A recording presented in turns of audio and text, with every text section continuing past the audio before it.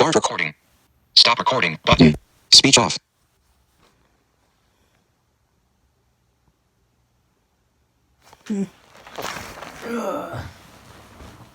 Man, just wanted to say that if I do get a, man, I've already said this on multiple times, and will I say it again? And I know I shouldn't.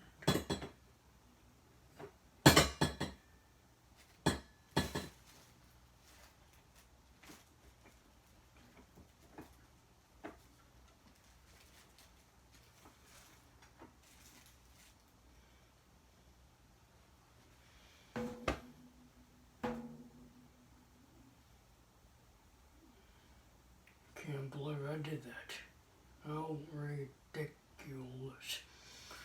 Okay, anyways, I'm just wanted to say if I ever do get a Bop It Extreme, I'm going to take a little bit. I'm going to take extreme measures. You hear that? Man, my right hand's trying to go to sleep.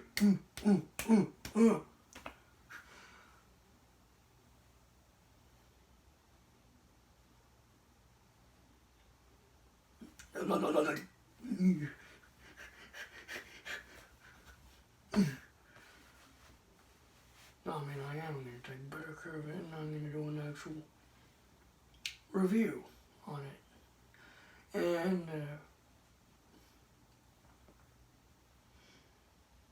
so the option to, like I said in my other video, about there could be a box coming on the 22nd, which is next Saturday. Well, this coming Saturday.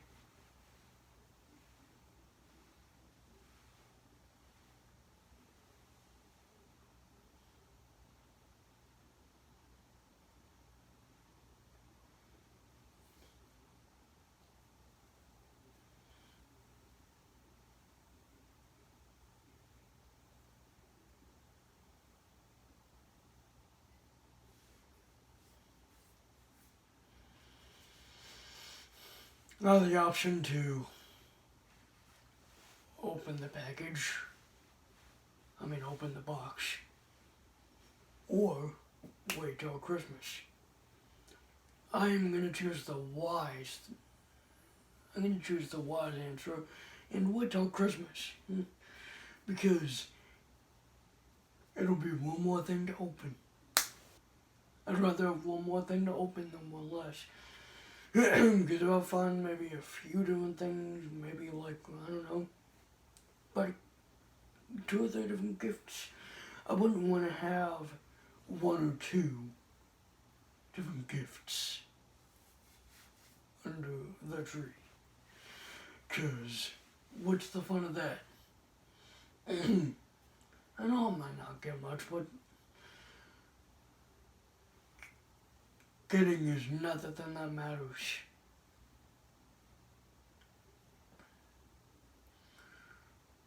I've heard that if you give a gift, you usually feel better. So, I like to talk about that. So, without further ado, I said today we're going to review a Batman figure. Well, just let me get that seatbelt off him.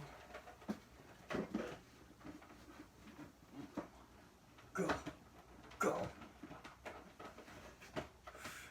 Dude, you stuck in there.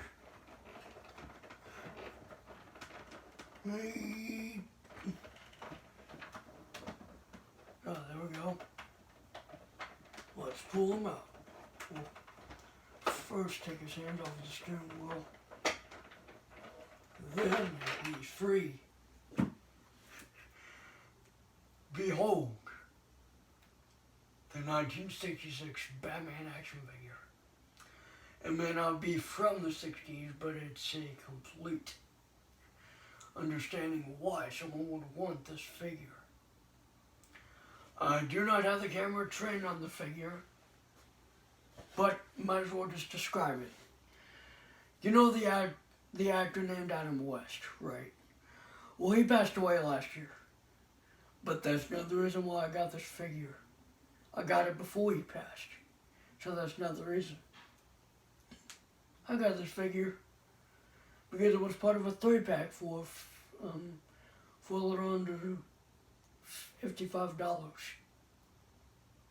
And that's pretty cool, considering the fact that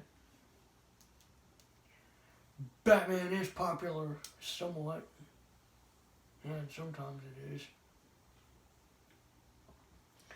You see, back in the 60s, Batman was a live-action TV series with Adam West and Burt Ward starring as Batman and Robin, respectively. Batman and Robin were live characters. They were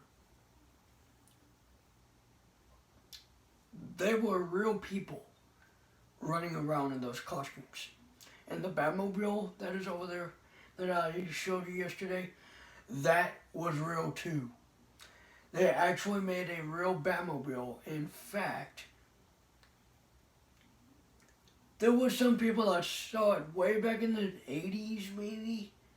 There was like a car show or something back in the 80s where a lot of people saw. Yeesh, is that figure trying to fall apart?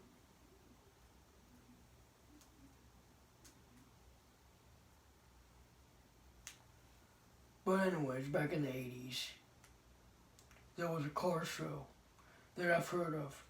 And Adam West and Burt Ward, I guess it was them, they showed up in their Batman and Robin attire. And man, I guess some people thought it was cool.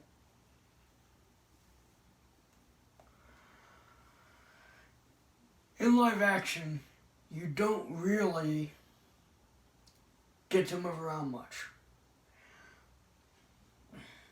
I guess that's the reason that it was actually meant to be like actual live action.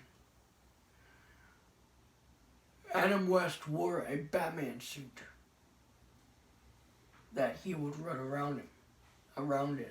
He himself would drive the Batmobile in the Batman suit. I believe that's all it was. Because who else would drive it other than the greatest Cape Crusader of them all? So anyway, articulation on this figure is as follows. Head articulation, I think the head also goes up and down. But anyways, I don't know.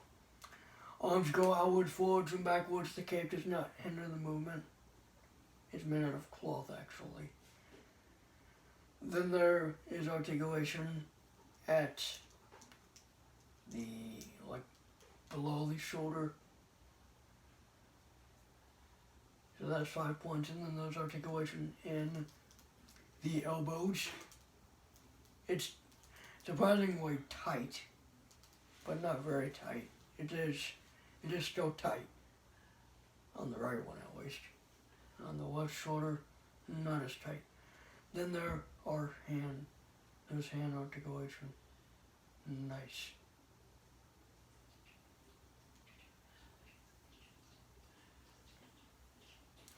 Then there is articulation at the torso, where you can rock it up and down. It's not tight, though.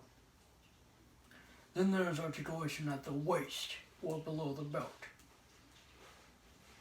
Then there is articulation at the thighs.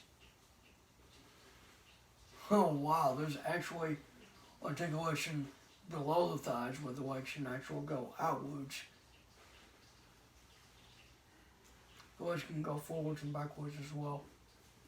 But I believe that outwards pose is so that you can make it to where Batman can do some poses. Then there's articulation above the knee, which is very tight. On the other knee, actually, it is also tight. surprisingly. Then there is articulation at the knee, which surprisingly is still tight. The other knee, not so tight. Then there's articulation at the feet.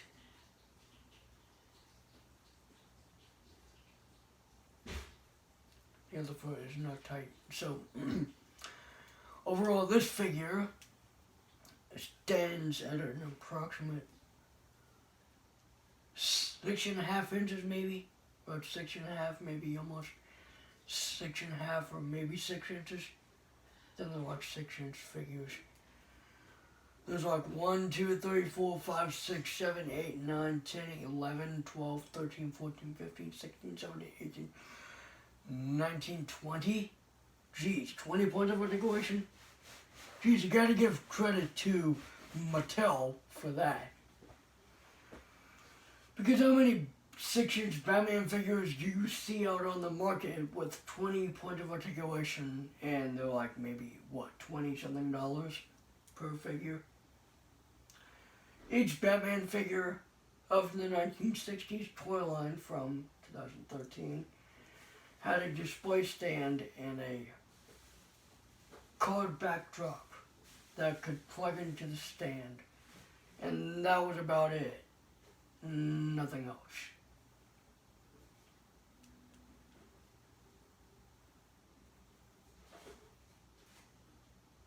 So, I'm going to put him back in the Batmobile, because he's the driver, obviously, because who else drives the Batmobile? Come on, who else?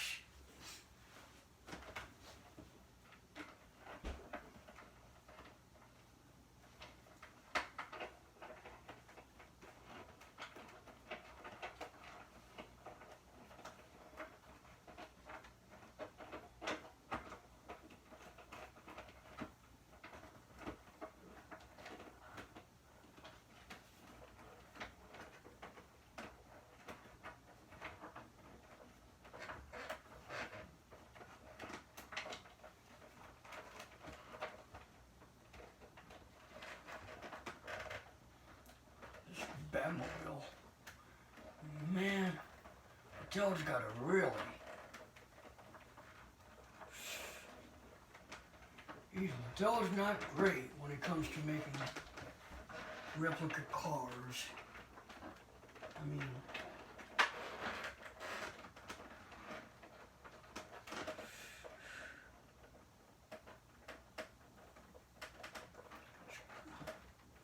It's hard enough trying to get that seatbelt in there.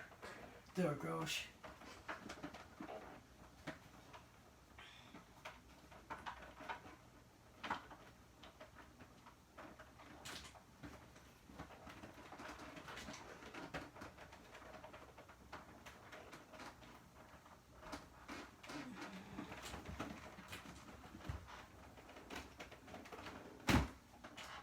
I know there's a big old Batman about to fall, but I can't help it.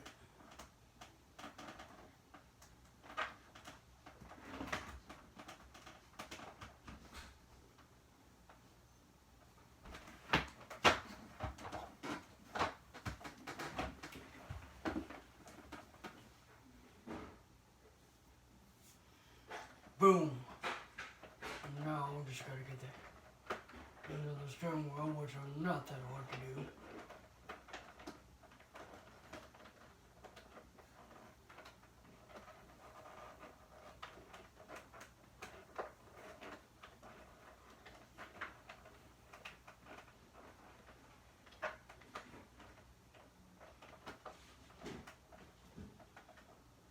Boom. There we go. Batman is now driving the Batmobile. Nice. It takes a bit of effort to actually put the Batman character inside the Batmobile. I don't think that $200 Batmobile is that much easier. Anyways, guys, that's all for me. Later.